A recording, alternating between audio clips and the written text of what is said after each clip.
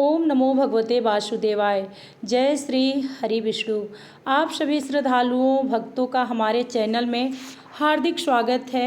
आज हम जानेंगे देवशयनी एकादशी व्रत का महत्व, पूजा विधि, व्रत कथा, क्या करें क्या न करें तथा इस पावन व्रत से मिलने वाले शुभ फलों के बारे में।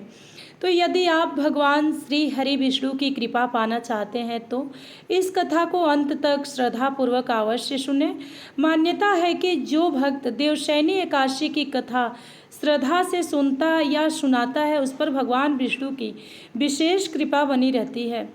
आषाढ़ शुक्ल पक्ष की एकादशी को देवशयनी एकादशी कहा जाता है। इस दिन भगवान श्री हरि विष्णु क्षीर सागर में शेष नाग की शैया पर योग निद्रा में विराजमान होते हैं। इसी दिन से चतुर्मास का शुभारंभ माना जाता है। अगले 4 महीनों तक भगवान की विशेष भक्ति, जप, तप, दान और व्रत का अत्यंत महत्व बताया गया है। अब आइए जानते हैं पूजा की विधि। प्रातः मुहूर्त काल में उठकर स्नान करें और स्वच्छ वस्त्र धारण करें। घर के मंदिर में भगवान विष्णु और माता लक्ष्मी की प्रतिमा या चित्र स्थापित करें। उन्हें पीले पुष्प, तुलसी दल, फूल, दीप, फल और नैवेद्य अर्पित करें। यदि संभव हो तो ओम नमो भगवते वासुदेवाय का मंत्र का 108 बार जाप करें। दिन भर सात्विक भाव रखें, किसी का अपमान ना करें और अपने सामर्थ्य के अनुसार अन्य वस्त्र या दक्षिणा का दान करें। सायंकाल भगवान की आरती करें। एकादशी व्रत कथा अवश्य सुने। और आइए अब हम सुनाते हैं व्रत कथा। प्राचीन समय में एक धर्मनिष्ठ राजा अपनी प्रजा के साथ भगवान विष्णु की बड़ी श्रद्धा से पूजा करता था। उसके राज्य में सुख, शांति और समृद्धि थी।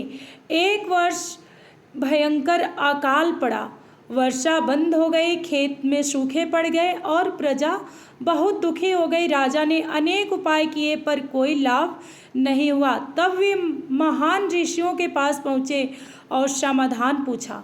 ऋषियों ने कहा कि हे राजन, आषाढ़ शुक्ल एकादशी के दिन श्रद्धा से देवशयनी एकादशी का व्रत करें, भगवान विष्णु का पूजन करें, तुलसी दल अर्पित करें, कथा सुने, दान करें, श्री हरि अवश्य प्रसन्न होंगे।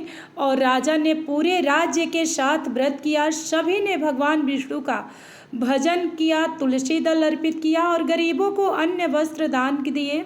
श्री हरि विष्णु की कृपा से कुछ ही दिनों में मेघ बरसे, खेत लहला उठे, नदियां भर गई और राज्य में फिर से सुख समृद्धि लौट आई। तभी से यह मान्यता है कि जो भक्त देवशयनी एकादशी का व्रत श्रद्धा और विश्वास के साथ करता है, भगवान विष्णु उसके सभी कष्ट दूर करते हैं।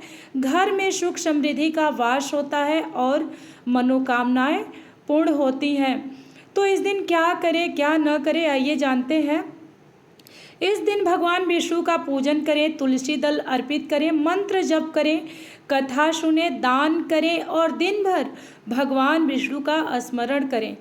क्या नहीं करना चाहिए? क्रोध नहीं करना चाहिए, झूठ नहीं बोलना चाहिए, निंदा, तामसिक भोजन, नशा और किसी का अपमान करने से बचें। मन, वचन और कर्म से पवित्र रहने का एकदम प्रयास करें।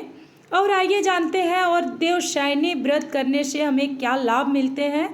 तो देवशयनी व्रत, एकादशी व्रत करने से भगवान विष्णु की कृपा प्राप्त होती है, परिवार में सुख शांति बनी रहती है और पापों का क्षय होता है, आध्यात्मिक उन्नति होती है और जीवन में शुभता का संचार होता है।